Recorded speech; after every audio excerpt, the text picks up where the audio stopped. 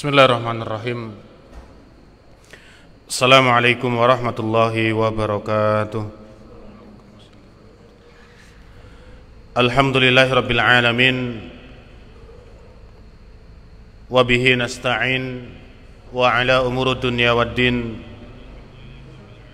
Wa ala alihi wa ashabihi wa man tabi'ahum bi ihsanin ila yaumiddin.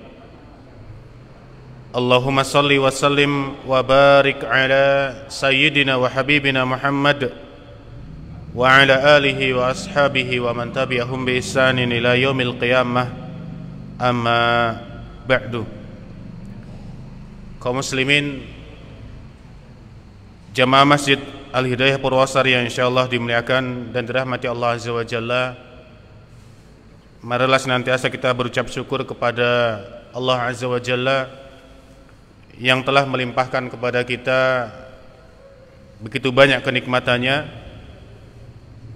Di antaranya adalah nikmat sehat dan juga kesempatan.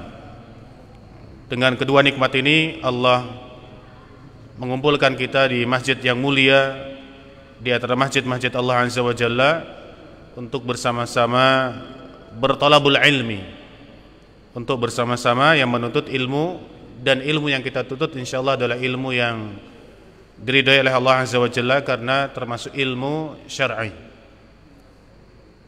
Salawat dan taslim senantiasa kita curahkan dan kita haturkan kepada baginda Rasulullah sallallahu alaihi wasallam, kepada para keluarga, para sahabat dan kaum muslimin kita semuanya yang senantiasa mengikuti jejak baginda Rasulullah hingga datangnya hari kiamat nanti. Kaum muslimin yang insyaallah dimuliakan dan rahmati Allah Azza wa Jalla, insyaallah kita malam hari ini akan kembali melanjutkan pembahasan kita tentang adab-adab Islam yang diajarkan oleh baginda Rasul kepada umatnya. Dan para jamaah yang insyaallah dimuliakan Allah Azza wa Jalla, adab-adab yang Rasul sallallahu alaihi wasallam ajarkan kepada kita itu sangat banyak sekali. Dan kita sudah mulai dari membahas tentang adab kita kepada Allah Azza wa Jalla. Kita juga telah membahas tentang adab kita kepada baginda Rasul sallallahu alaihi wasallam, dan juga kita telah membahas tentang adab kita terhadap kitabullah, terhadap kitab yang telah Allah turunkan kepada baginda Rasulullah, yaitu Al-Qur'an, dan kemudian juga adab-adab yang lainnya, baik kepada sesama manusia atau kepada makhluk Allah yang lainnya. Insyaallah pada malam hari ini kita akan membahas tentang adab-adab Islam yang lainnya, yaitu berkaitan dengan adabul utos, yaitu adab ketika kita sedang bersin, watathaub, dan juga adab kita ketika kita sedang menguap. Dan ini merupakan mungkin kebiasaan yang sering kita lakukan, ya, baik itu bersin ataupun kita menguap, sehingga agar apa yang Allah SWT berikan kepada kita dari nikmat bersin itu dapat mendatangkan pahala, maka insyaallah pada malam hari ini kita akan bersama-sama mengkaji dan mempelajari apa saja adab-adab yang hendaknya kita lakukan ketika kita sedang bersin atau ketika sedang menguap. Taib. Pengarang kitab ini mengatakan, famin adabil utas an yahmada al-atisu rabbahu azza wa jalla. Maka di antara adab bersin, yaitu hendaknya orang yang bersin memuji Allah azza wa jalla, wa an yad'u lahu ikhwanahul muslimun birrahmati, dan kemudian kita mendoakan saudara-saudara kita yang muslim yang lainnya dengan rahmat Allah Azza wa Jalla. Karena mengapa? Ya, dalam bersin itu akan kita dapatkan banyak pahala, baik orang yang bersin atau orang yang mendengarkan bersin kemudian mendoakan kita. Karena nanti di sana akan ada kewajiban kita sebagai orang yang mendengarkan ucapan saudara kita yang bersin kemudian mengucapkan tahmid kepada Allah Azza wa Jalla, sebagaimana di sini disebutkan dalam hadis yang sahih, karena diriwayatkan oleh Imam Al-Bukhari dari hadis yang diriwayatkan oleh sahabat Abu Hurairah radhiyallahu anhu, anan nabiyya, bahwasanya baginda Rasul sallallahu alaihi wasallam qala bersabda, "Idza atasa ahadukum falyaqul alhamdulillah." Apabila salah seorang di antara kalian bersin, falyaqul, maka hendaknya mengucapkan atau membaca alhamdulillah. Wal yaqul lahu akhuhu aw sahibahu yarhamukallah.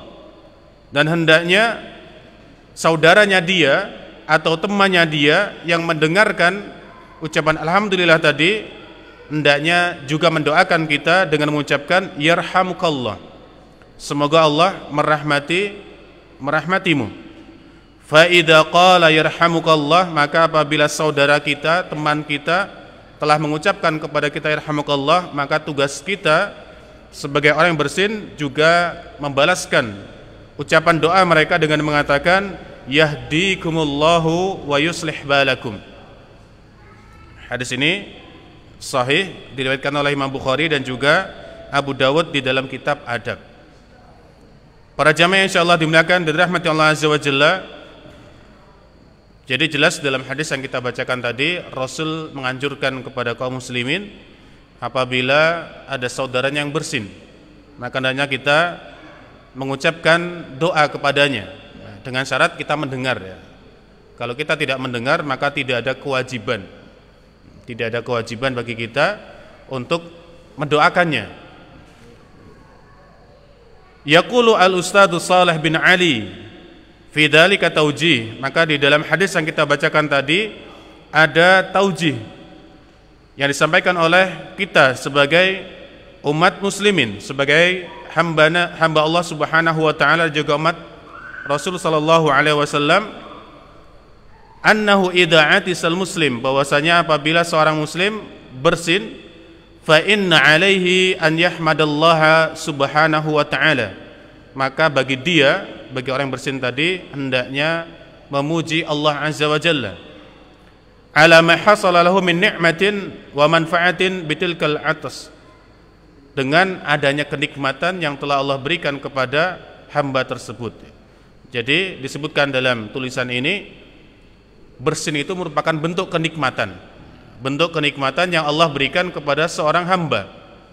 Maka di antara rasa syukur hamba tersebut telah diberikan bersin, telah dilancarkan dapat bersin, hendaknya tadi memuji Allah azza wa jalla dengan mengucapkan alhamdulillah. Allati akhrajat al-akhbirah, yang mana bersin kita itu ya akan mengeluarkan ya mungkin sesuatu yang tidak baik dari tubuh kita. Fi anfihi wa khasashimihi walidzalika syuri'a al-murabbi al-kabir wal muaddib al-azim sallallahu alaihi wasallam hamdallahi.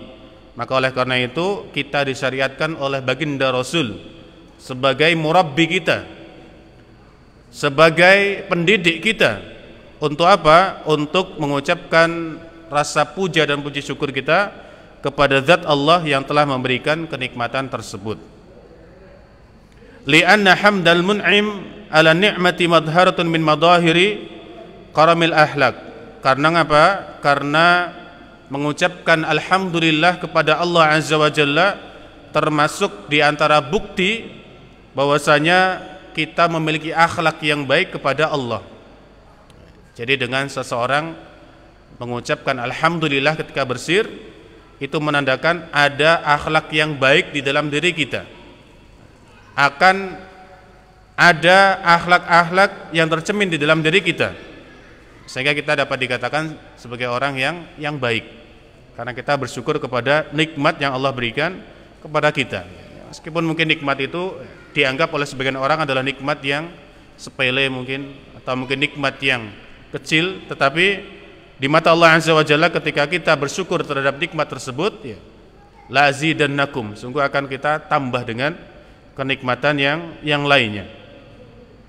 Wa hubbul haqqi wa i'tirabil fadl wa muqabalatil jamili bis sana, dan juga kita balas kebaikan Allah azza wa jalla dengan pujian-pujian, yang mana pujian-pujian tersebut ya memberikan sanjungan kepada Allah azza wa jalla, bahwasanya Allah azza wa jalla dialah zat yang maha perkasa.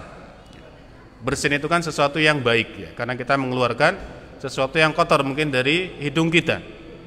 Maka ketika Allah telah memberikan sesuatu yang baik kepada kita, maka tugas kita adalah membalas kebaikan tersebut kepada Allah dengan berucap alhamdulillah. Sering kita sampaikan ya, syukur itu baru kemudian terrealisasi dengan 3 hal. Yang mana kalau 3 hal ini tidak kemudian kita lakukan, syukur kita kepada Allah belumlah sempurna. Kita yakini dalam hati kita dengan sebenar-benarnya bahwasanya nikmat ini adalah pemberian dari Allah Azza wa Jalla. Kemudian bukti keyakinan tadi kita buktikan dengan lisan kita pula, dengan berucap alhamdulillah. Dan banyak ya redaksi alhamdulillah itu tidak harus kemudian alhamdulillah saja. Nanti akan kita bahas, ada juga ucapan alhamdulillahi ala kulli halin, dan ucapan alhamdulillah yang lainnya. Para jamaah insyaallah dimuliakan dan dirahmati Allah Azza wa Jalla, maka di antara hal yang disampaikan di sini wadzalika lima fihi min iqadir lil himami wa tansyiti lil jism. Jadi di antara faedah dari kita bersin itu adalah ternyata bersin itu dapat meningkatkan aktivitas kita, dapat menimbulkan sesuatu yang baik di dalam tubuh kita. Ya, meskipun nanti ada bersin-bersin yang kemudian menandakan orang tersebut tidak dalam kondisi sehat-sehat saja. Nanti akan kita bacakan hadis di mana seseorang ketika sudah bersin sebanyak 3 kali, maka tidak harus mengucapkan alhamdulillah, tetapi kita doakan syafaqallah, semoga Allah memberikan kesembuhan kepadamu. Karena mengapa? Kalau orang sudah bersin lebih dari 3 kali, keempat kalinya berarti dia dalam kondisi tidak sedang sehat, sehingga Rasul katakan kepada umatnya untuk mendoakan kepadanya dengan diucapkan syafaqallah atau syafahullah, semoga Allah memberikan kesembuhan kepadanya atau kepadamu. Ini diantara adab ketika bersin. Para jamaah insyaallah dimuliakan dirahmati Allah Azza wa Jalla, maka diantara adab yang pertama yang hendaknya kita perhatikan adalah wa min adabil utas an yuhramal muslim min tasmiti idza lam yahmadillah.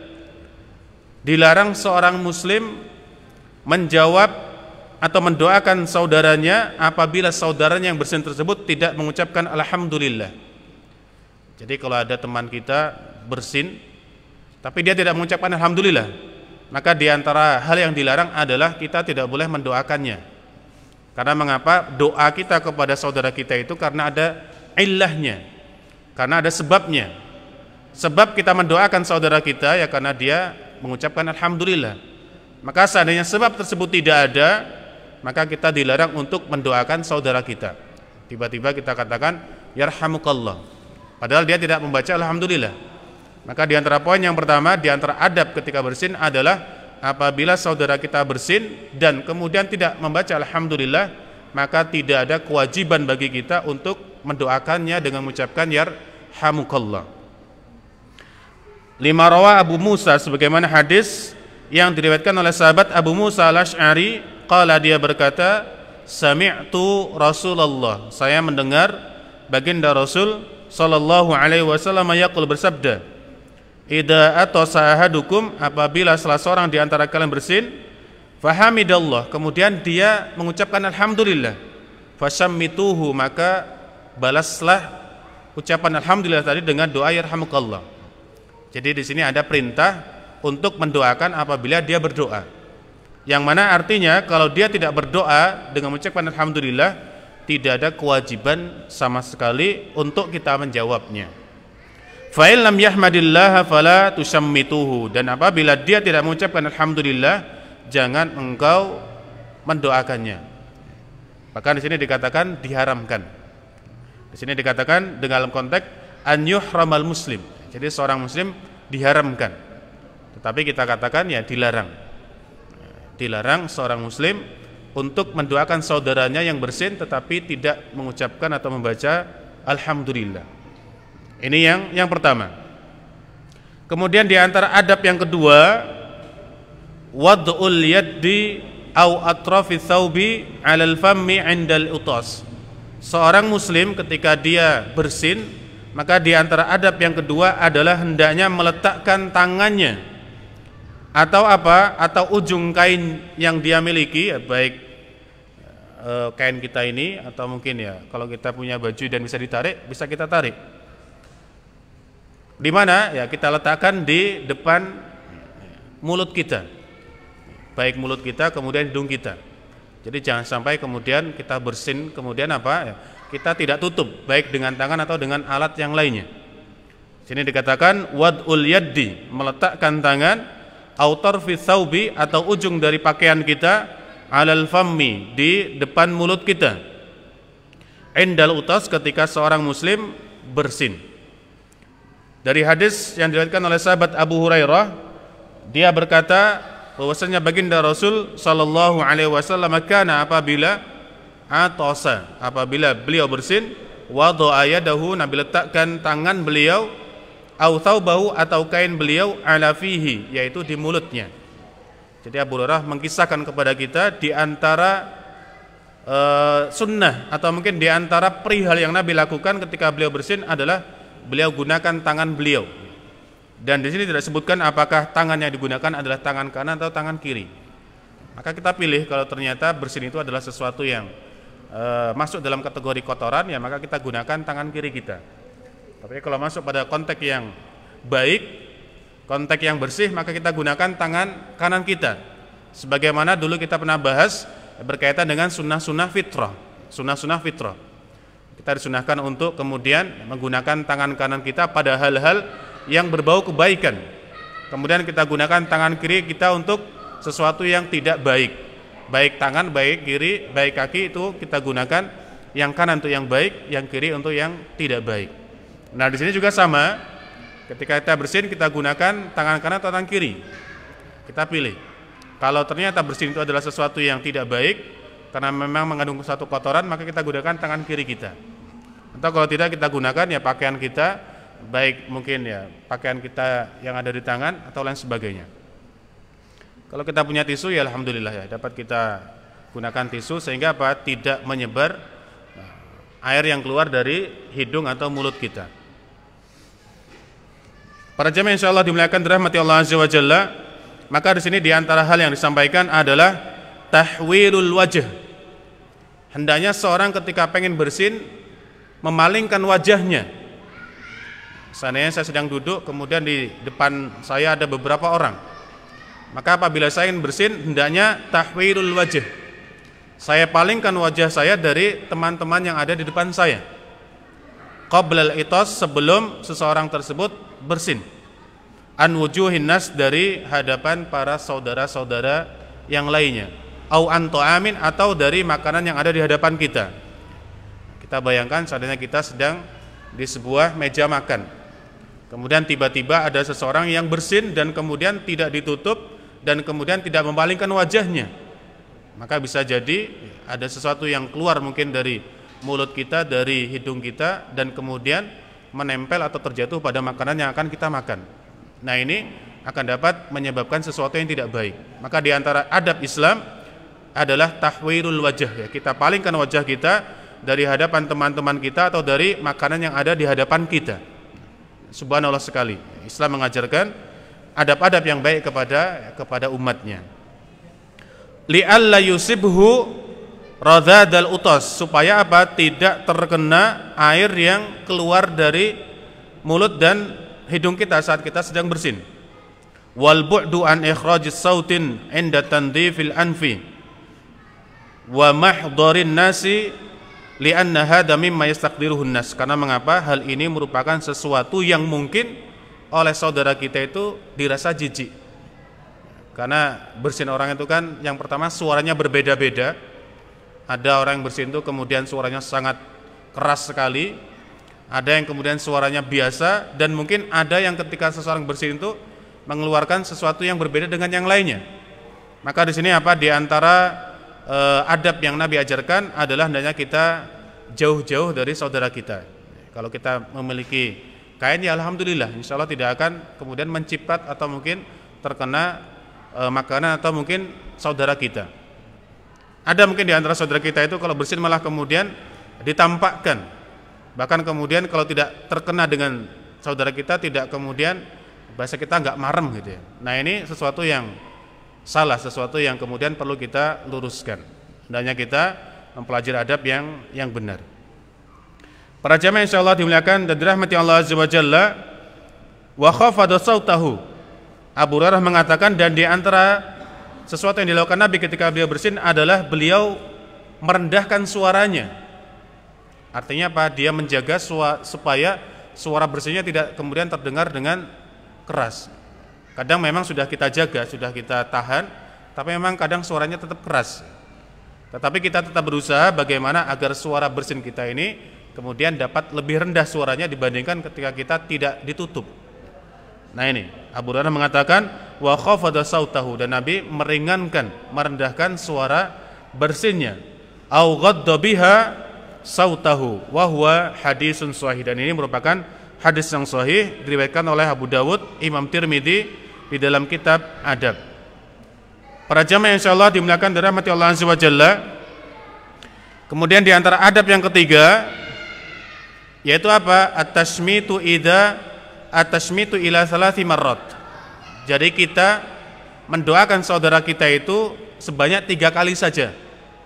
Artinya apa? Kalau teman kita bersin, alhamdulillah kita doakan yarhamukallah. Bersin lagi kita doakan yarhamukallah.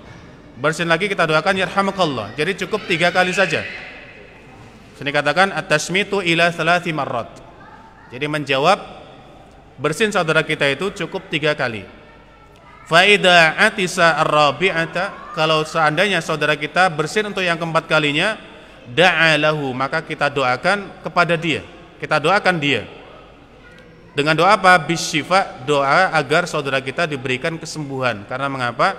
Kalau seseorang bersin lebih dari 3 kali berarti dia tandanya sedang dalam kondisi mungkin kurang fit badannya, mungkin sedang demam, mungkin sedang pilek dan lain sebagainya.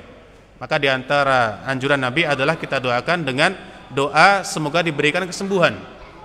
Ya boleh contohnya syafaqallah, boleh misalnya tahurun insyaallah, dan doa-doa meminta kesembuhan yang lainnya. Di dalam hadis yang diriwayatkan oleh sahabat Abu Hurairah secara marfu', syammit akhaka thalathan fama zada fa huwa zukam. Jawablah doa saudaramu sebanyak 3 kali ketika bersin. Fama zada, maka apabila lebih dari 3 kali, kata Abu Hurairah, fa huwa zukam, maka itu adalah zukam. Zukam itu artinya pilek. Jadi mungkin dia terkena flu atau terkena pilek. Maka apa? Kita tidak perlu doakan dia, tapi kita bacakan doa supaya dia diberikan kesembuhan. Syafaqallah. Ini diantara adab yang ketiga. Wa yukrahu aktsar ahlil ilmi tashmitul mar'atil ajnabiyyati syabbah. Disebutkan di antara hal yang perlu kita perhatikan adalah seorang laki-laki dimakruhkan menjawab atau mendoakan bersinnya seorang wanita yang bukan mahram kita. Jadi kalau ada wanita yang bukan mahram kita kemudian dia bersin, maka kita dimakruhkan untuk mendoakan dia. Jadi misalnya ada seorang wanita bersin kemudian kita mendengarkannya, maka kita dimakruhkan untuk mendoakan dia. Artinya apa ya? Kita tidak perlu mendoakan apabila wanita tersebut adalah wanita bukan mahram kita. Dan wanita bukan mahram itu ya jumlahnya kurang lebih ada 13-14 disebutkan oleh Allah Azza wa Jalla di dalam Al-Qur'an. Maka di antara mahram kita adalah ibu kita, kemudian anak kita, nenek kita, kemudian mertua kita, kemudian anak perempuan dari anak-anak kita. Nah ini di antara mahram kita. Nah apabila ada seorang wanita ajnabiyah, wanita yang bukan mahram kita bersin, maka tidak dianjurkan untuk menjawabnya. Bahkan hukumnya disebutkan di sini di antaranya adalah hukumnya makruh. Hukumnya makruh. Di sini bukan ada pertanyaan, hal yajuzu lil rajuli an yusammital mar'atal ajnabiyyah. Apakah diperbolehkan seorang laki-laki mendoakan bersinnya seorang wanita yang bukan mahram dia? Maka di sini dikatakan jaa fil adab syar'iyyah. Telah disebutkan di dalam kitab Al-Adab Asy-Syar'iyyah yang dikarang oleh Ibnu Muflih. La yusammit ar-rajulu asy-syabbah wala tusammithu, tidak diperbolehkan seorang laki-laki untuk mendoakan atau menjawab bersin seorang wanita yang masih muda. Sini disebutkan syabah, artinya kalau ternyata wanita yang bersin tadi umurnya sudah beranjak tua, maka ada yang mengatakan diperbolehkan. Tetapi apabila wanita tersebut ya belum tua, maka di sini dikatakan dimakruhkan. Bahkan disebutkan dalam sebuah kisah bahwasanya Imam Ahmad bin Hanbal rahimallahu taala annahu kana 'indahu rajulun min ubbad, bahwasanya ada seorang yang ahli ibadah. Disebutkan dalam kisah ini Imam Ahmad menyebutkan bahwasanya ada seorang yang ahli ibadah. Fa'atishat imra'atu Ahmad, kemudian apa? Kemudian pada saat itu istri dari Imam Ahmad ini bersin. Faqala laha al-'abid, maka kemudian orang yang ahli ibadah ini, orang yang alim ini kemudian apa? Membacakan yarhamukillah kepada istri dari Imam Ahmad tersebut. Yarhamukillah. Faqala Ahmad, maka Imam Ahmad pada saat beliau mendengar apa yang dikatakan beliau, abidun jahilun. Orang ini adalah orang yang abid tapi jahil. Jahil itu ya artinya kalau di bahasa kita ya abid yang kemudian ya bodoh. Artinya mungkin dia tidak tahu adab-adab atau mungkin hukum dalam Islam. Jadi beliau katakan abidun jahilun. Wa qala Harb, kemudian dikatakan oleh Harb, qultu li Ahmad, suatu hari saya pernah bertanya kepada Ahmad bin Hanbal, ar-rajulu, ada seorang laki-laki yang kemudian menjawab bersihnya seorang wanita. Maka apa diperbolehkan? Maka Imam Ahmad mengatakan idza arada an yasma' kalamaha fala. Kalau tujuan seorang laki-laki tadi menjawab bersihnya orang wanita tadi dengan tujuan supaya dia mendengarkan suara lembut dari wanita tadi, maka dilarang. Jadi mungkin ada di antara orang laki-laki itu yang kemudian pengen mendengarkan suara wanita. Seorang ketika bersihkan dianjurkan untuk mengucapkan alhamdulillah. Maka kalau tujuan dia menjawab dengan dengan asumsi supaya tadi dia dapat mendengarkan suara wanita tadi, maka Imam Ahmad mengatakan fala, maka jangan dijawab, maka tidak boleh dijawab. Li'annal kalama fitnatun, karena mengapa ucapan yang keluar dari lisan wanita itu merupakan fitnah, dapat mendatangkan fitnah. Fa in lam yurid dalika, kalau seandainya seorang menjawab doa dari wanita yang bersin tadi tidak dengan keinginan supaya mendengarkan suaranya, maka di sini dikatakan fala ba'sa, maka diperbolehkan. Jadi Imam Ahmad di sini mengatakan diperbolehkan seseorang menjawab atau bahkan mendoakan saudarinya yang bersin apabila tidak ada tujuan-tujuan yang lainnya. Jadi tujuan kita hanya mendoakan dia dan kemudian kita mendapatkan doa juga dari dia. Ini diperbolehkan. Para jamaah insyaallah dimuliakan dan dirahmati Allah Azza wa Jalla, ini berkaitan dengan adab ketika kita bersin. Kemudian ammat tasaubu, sedangkan adab-adab berkaitan dengan tata cara bagaimana ketika kita sedang menguap, maka di sini dikatakan wa min adabihi, maka di antara adab-adabnya adalah an yarudda al-muslimu at-tasauba mastata'. Hendaknya seorang muslim berusaha menahan agar tidak menguap. Artinya ya tetap menguap tetapi apa? Tidak kemudian keluar dengan suara yang kemudian naudzubillah ya. Ada di antara saudara kita itu yang kemudian menguap itu dibiarkan saja. Ada yang kemudian suaranya sampai menggelegar, ada yang kemudian suaranya ya, seperti itu. Maka di sini seorang muslim di antara adabnya ketika menguap adalah dia berusaha untuk menahannya. Ya, menahannya ya baik dengan tangannya, baik dengan pakaiannya, dengan kainnya, atau mungkin dengan sesuatu yang lainnya. Atau mungkin kalau dia pakai peci bisa. Atau mungkin dengan mulut dia berusaha untuk tidak kemudian menguap. Ini bisa. Maka di sini diantaranya adalah wa min adabihi, diantara adab-adab yang perlu kita perhatikan saat kita menguap adalah hendaknya kita menahannya semampu kita. Li'annahu ittiba lisyayatin, karena di sana ada upaya di mana setan ingin menertawakan kita. Setan ingin kemudian merasa bangga karena mengapa telah berhasil membuat kita merasa terkantuk-kantuk atau mungkin merasa tertidur. Di sini. Dari Abu Hurairah radhiyallahu anhu, dari Nabi sallallahu alaihi wasallam, beliau bersabda, "Ammat tatha'ubu fa innama huwa minasyaitan."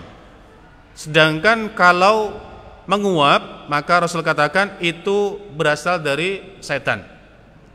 Fa idza tatha'aba ahadukum, maka apabila salah seorang di antara kalian menguap, falyaruddahu, maka hendaknya dia menahannya mastata' semampu yang dia bisa lakukan.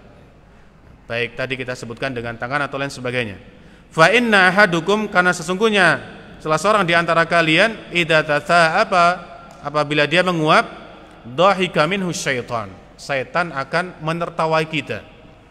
Jadi ketika kita menguap kemudian terbuka mulutnya dan tidak berusaha untuk ditahan, maka pada saat itu syaitan telah berhasil menggoda kita dan mereka tertawa, menertawai kita. Karena mengapa? Tidak ada orang yang kemudian menguap itu mimik wajahnya kemudian terlihat tampan, terlihat cantik, tidak mungkin. Pasti seseorang yang menguap itu akan mengeluarkan mimik-mimik yang kemudian ekspresi wajah yang tidak baik. Maka disitulah setan kemudian tertawa kepada kita dan kemudian merasa berhasil. Seseorang yang menahan pun dia akan tetap terlihat ekspresi wajahnya itu seperti menahan sesuatu. Akan terlihat kita katakan tidak baik, tidak buruk lah kita katakan.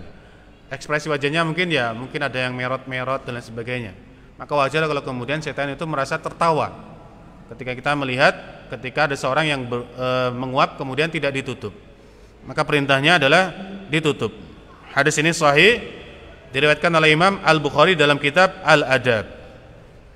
Kemudian di antara adab yang selanjutnya adalah wa min dzalika annahu in lam yastati raddahu wada'a yadahu ala fihi aw thawbihi.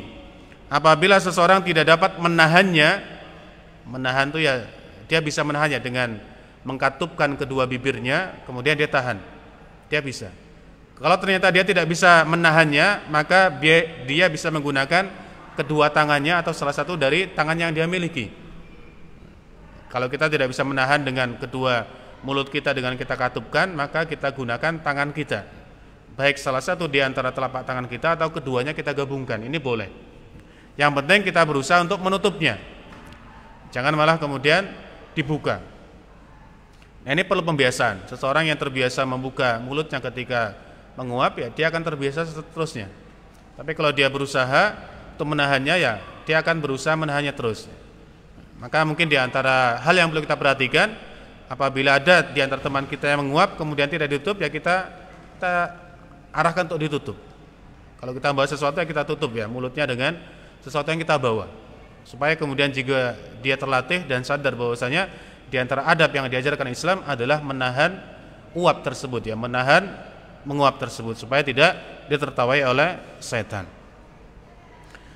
Di dalam hadis yang diriwayatkan oleh Abu Sa'id Al-Khudri, Abu Sa'id Al-Khudri mengatakan bahwasanya baginda Rasul sallallahu alaihi wasallam pernah bersabda, "Idza tatha'aba ahadukum," apabila salah seorang di antara kalian menguap, apa perintahnya? "Falyumsik biyadihi ala fihi," maka hendaknya dia memegang mulutnya dengan menggunakan tangannya. Dia pegang. Artinya dia tutup dengan tangannya. Fa inna syaitana yadkhul, karena mengapa? Pada saat seseorang tidak menutup mulutnya, setan akan masuk ke dalam mulut tersebut.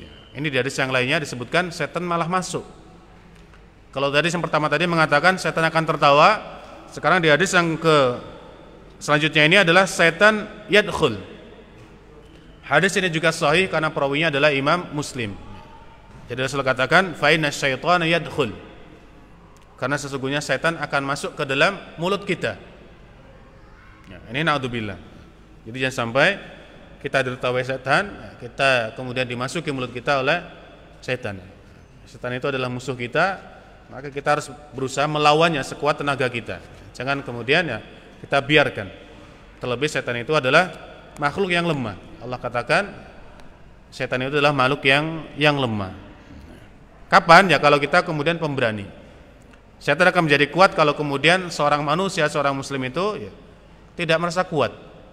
Ketika seorang muslim itu takut, maka setan akan semakin berani. Tapi kalau kemudian kita berani, maka setan akan merasa kecil di hadapan kita. Para jamaah yang insyaallah dimuliakan dirahmati Allah Azza wa Jalla, kemudian di antara adab yang selanjutnya ketika seorang menguap, di poin yang keempat disebutkan wa min dzalika, maka di antara adab ketika seorang menguap adalah alla yarfa sautahu, tidak diperbolehkan seorang yang menguap untuk mengeraskan suaranya, mengangkat suaranya. Sama kayak bersin tadi, seorang ketika bersin itu suaranya berbeda-beda. Suara yang dikeluarkan dari hidung dan mulutnya itu berbeda-beda. Begitu juga dengan menguap. Orang ketika menguap, suara yang dia keluarkan itu berbeda-beda. Ada yang lirih, pelan, ada yang pertengahan, bahkan ada yang kemudian sangat besar sekali, sangat keras sekali. Nah ini. Jadi Nabi katakan, di sini katakan alla yarfa' sautahu bitasa'ubi mastata'. Hendaknya seseorang tidak mengangkat, mengeraskan suaranya ketika sedang menguap semampu yang dia bisa. Sebagaimana hadis yang diriwayatkan oleh Abu Hurairah bahwasanya baginda Rasul bersabda, "At-tatsa'ubu minasyaitan. Fa idza tatsaba ahadukum falyaruddahu mastata'. Fa inna ahadukum idza qala ha dhahika syaitan." Nabi katakan apabila salah seorang di antara kalian menguap kemudian mengatakan ha, hadis ini adalah ungkapannya suara yang dikeluarkan dari mulutnya tadi ketika nguap. Maka Nabi katakan dhahika syaitan minhu. Maka syaitan akan tertawa dari apa yang telah dilakukan oleh hamba tersebut. Hadis ini sahih, diriwayatkan oleh Imam Al-Bukhari.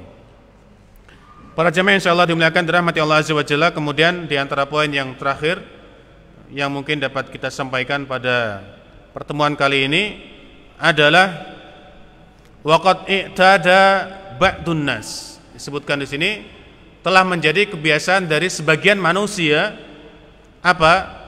Ala ta'awudhi minasyaitani ba'da tasa'ubi, yaitu seseorang membaca apa? A'udzubillahi minasyaitonir rajim, atau membaca sesuatu yang mana dia meminta perlindungan kepada Allah setelah dia mengucapkan atau setelah dia menguap. Atau kalau kita menguap astagfirullahaladzim. Nah itu dikatakan di sini telah menjadi kebiasaan dari sebagian besar manusia, terkhusus kaum muslimin, apabila telah menguap dia membaca doa-doa yang sebenarnya tidak diajarkan oleh Nabi. Di antaranya adalah ketika menguap kemudian astagfirullah, atau mungkin yang nggak mungkin juga ya kalau kemudian menguap alhamdulillah, nggak mungkin. Intinya doa-doa yang pada dasarnya tidak pernah ada tuntunannya dari baginda Rasul Sallallahu Alaihi Wasallam. Artinya apa? Seseorang kalau dia menguap maka sudah tidak ada doa setelah menguap. Jadi tidak ada doa setelah menguap. Berbeda dengan ketika kita bersin, kita ucapkan alhamdulillah, kemudian yarhamukallah, kemudian yahdikumullah wa yuslih balakum. Sedangkan untuk menguap tidak. Wala dalila ala dzalik. Jadi sama sekali tidak ada dalil tentang ucapan-ucapan setelah seseorang menguap tadi, hal ini dan hal itu tidak ada. Wa fihi mukhalafatun li haddi an-nabi sallallahu alaihi wasallam. Bahkan yang ada adalah kita menyelisihi tuntunan dari baginda Rasul sallallahu alaihi wasallam. Li'annahu jaa'a bidzikrin lam yaqulhu an-nabiy sallallahu alaihi wasallam. Karena mengapa? Dia telah membaca suatu doa atau suatu bacaan yang tidak pernah diajarkan sama sekali oleh baginda Rasul alaihi salatu wassalam. Maka cukup ketika kita telah bersin, ya sudah, kita biasa saja. Tidak ada ucapan astagfirullah, tidak ada ucapan alhamdulillah atau masya Allah dan ucapan-ucapan yang lainnya. Para jamaah insyaallah dimuliakan dirahmati Allah Azza wa Jalla, demikianlah di antara adab-adab yang Islam ajarkan kepada kita saat sedang kita bersin dan juga saat kita sedang menguap. Semoga sedikit yang kita sampaikan pada pertemuan kali ini dapat mendapatkan berkah dari Allah Azza wa Jalla dan kemudian menjadi ilmu yang baik bagi kita, yang kemudian dapat kita amalkan dalam kehidupan kita sehari-hari. Untuk lebih barokahnya majelis kita, marilah kita sama-sama tutup dengan membaca kafaratul majlis. Subhanakallahumma bihamdika asyhadu an la ilaha illa anta astaghfiruka wa atubu ilaik. Assalamualaikum warahmatullahi wabarakatuh.